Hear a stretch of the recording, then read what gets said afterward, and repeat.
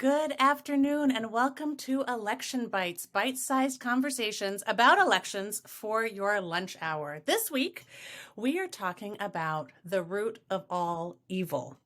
What can be done about money in politics? And we are very fortunate to be joined this week by Jeff Clements, who is the president of American Promise, a nonpartisan organization that is uniting Americans behind a constitutional solution to the consequences of unregulated money in elections. Welcome, Jeff. We're so glad to have you. Thank you, Avery. Great to be here with you. So maybe just to kick us off a little bit with a little bit of a sort of refresher background info, can you provide a refresher on Citizens United, the Supreme Court case, and how it changed the financial landscape for our elections?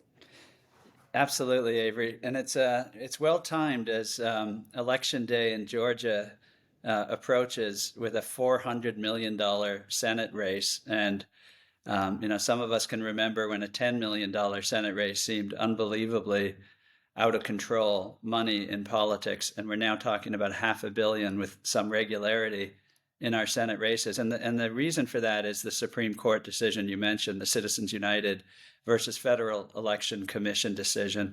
It was a Supreme Court case in 2010 where the McCain-Feingold law, also known as the Bipartisan Campaign Reform Act, came up to the Supreme Court challenged as a First Amendment violation because it prohibited basically going around the rules by using so-called soft money, or what we now would call super PACs.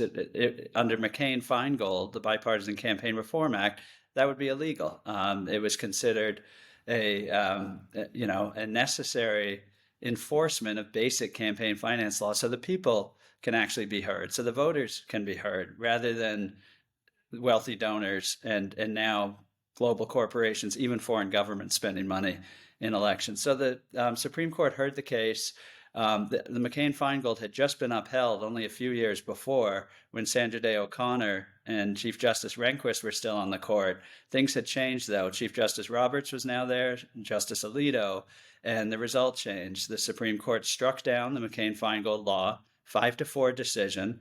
It caused some uproar in the country because the takeaway for a lot of people was that the court had ruled that corporations are people. Corporations have free speech rights to spend money in elections. It actually went well beyond that. That was bad enough, but the implications of the decision were clearly that any money from anywhere could not be regulated in state elections or federal elections, so long as it went through what were called independent expenditures. Now, as we know, the super PACs rather than the campaigns.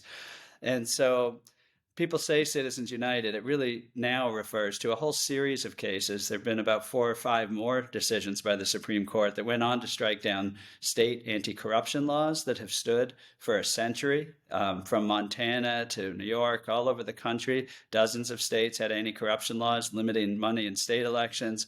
It struck down aggregate limits in federal elections.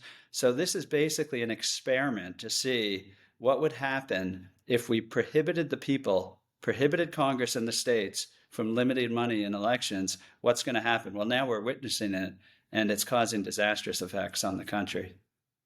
This may seem like, after that response to the initial question, this might seem like a strange question, but has anything positive come from Citizens United? Some people sort of comment that at least it has brought public attention, or more public attention, to issues around campaign finance. How would you respond to that?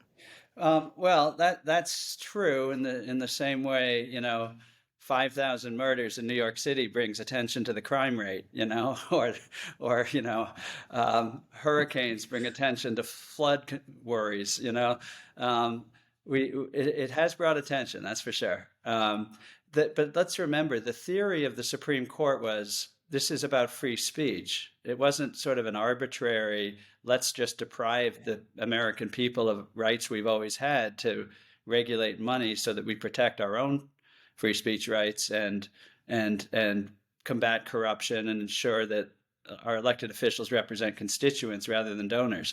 The theory was we would have more free speech, more competitive elections, more choice, for the voters, none of that turned out to be true. So, if some of that had been true, maybe it would be worth it. But most Americans actually have far less free speech. We have members of American Promise, Republican. I'll give you one example: a Republican legislator in Maine who now runs something called the Maine Sportsmen's Alliance. It's a conservative organization, a Second Amendment group that represents hunters and fishermen in Maine. Um, Dave Trahan said after the $200 million Senate race in Susan Collins' seat, the 2020 Maine Senate race, $200 million in the state of Maine, which doesn't have a whole big population like Georgia does. He said, we're under an avalanche. No one can hear us, and we can't hear each other.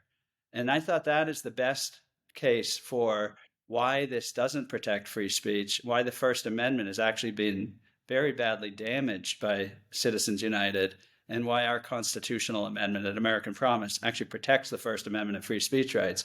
So I think that's what the positive thing has been, is that Americans have had to deal with the fact that our voices are being silenced, our government is being corrupted, or even our national security is now threatened as foreign governments and foreign influenced global corporations are starting to realize that this is something that they can do now. It's a very good thing that campaign finance isn't a boring, wonky subject that people are leaving to experts. It's a real deep concern of people like David Trahan and voters all around the country that we have to do something about it.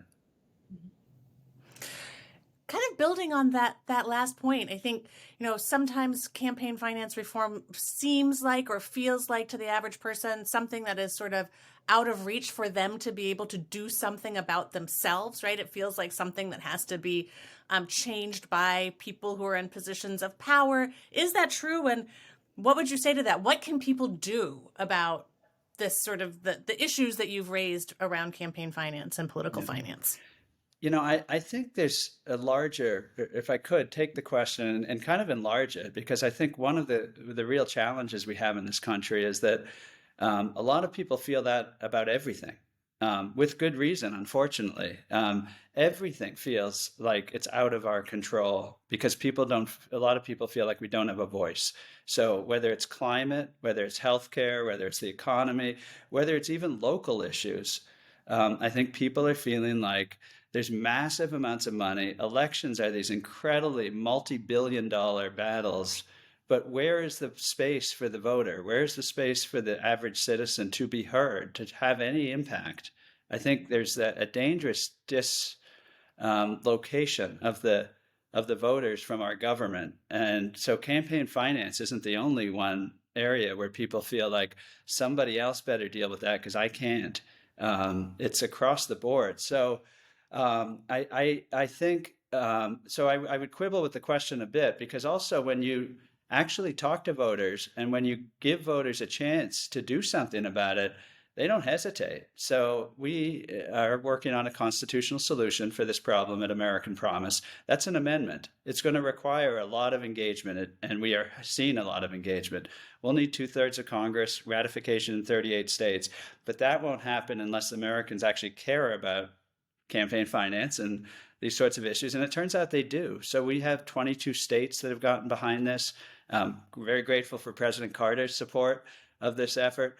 But what's really remarkable is the intensity with which voters want to do something about it. So we are going to be on the ballot for another resolution about this amendment and something that will close the foreign money loophole that the Federal Election Commission opened up that we can talk about if we have time. But it will be on the ballot in Maine. And that's because 80,000 Mainers signed ballot petitions, and almost all of the signatures were gathered by volunteers.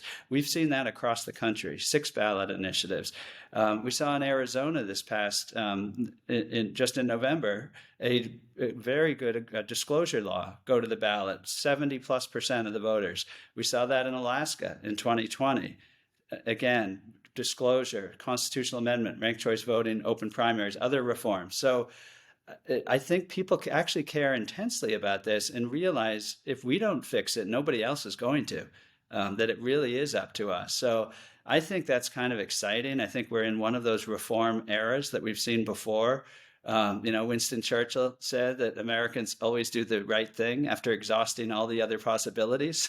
And I think a lot of Americans are feeling like, all right, we've exhausted the other possibilities. We actually have to step into this game and try to fix it. And so I think that's what we're starting to see, and that it will take a bit to move Congress at the level of 2/3. But what we're seeing on the ground in the states is really quite remarkable. And I've seen it myself, being out there gathering signatures, right, left, and center. People run over to the tables to sign. They're not doing it like, oh, don't bother me, I don't have time for that. They want to sign on to this. Wonderful.